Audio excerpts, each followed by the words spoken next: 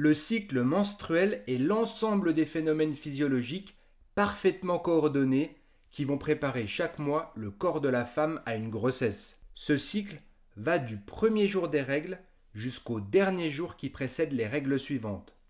Il dure en moyenne 28 jours, mais peut varier de 21 à 35 jours. Afin de simplifier la vidéo, nous nous référerons au cycle moyen de 28 jours. Deux structures anatomiques jouent un rôle majeur, les ovaires et l'utérus.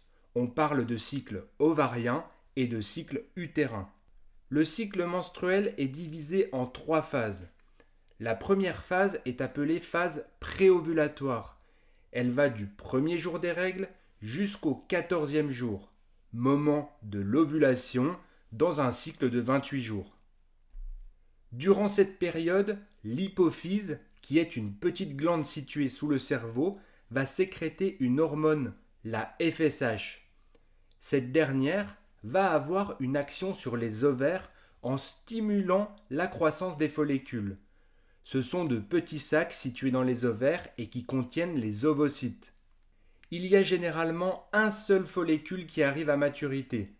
Le follicule va sécréter une hormone, l'œstrogène, qui va avoir plusieurs effets sur l'endomètre de l'utérus, dont la muqueuse va s'épaissir, sur le col et la glaire cervicale pour favoriser le passage des spermatozoïdes. Et elle va également stimuler l'hypophyse qui va sécréter l'hormone LH qui va avoir une action sur l'ovulation.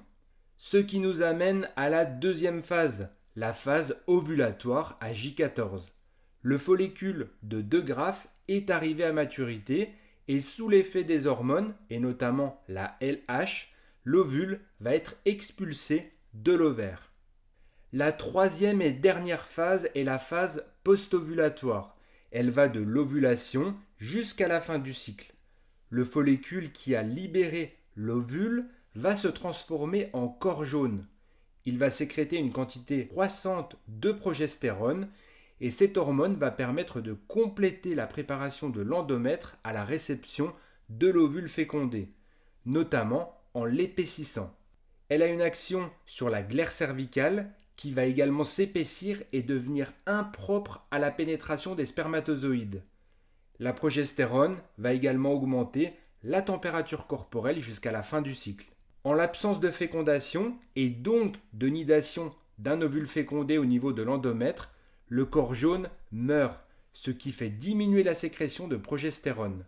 L'endomètre n'est plus stimulé, il se détache et saigne. C'est la menstruation, que l'on appelle plus couramment les règles, qui sont présentes de la puberté à la ménopause. Elles durent quelques jours et elles peuvent être douloureuses sous l'effet des contractions utérines qui favorisent l'expulsion de l'endomètre. La baisse de la progestérone va entraîner une augmentation de la FSH. C'est le début d'un nouveau cycle. J'espère que la vidéo vous a plu. Si c'est le cas, mettez un pouce en l'air et abonnez-vous à la chaîne si ce n'est pas encore fait. Je vous dis à très bientôt sur Educa Santé.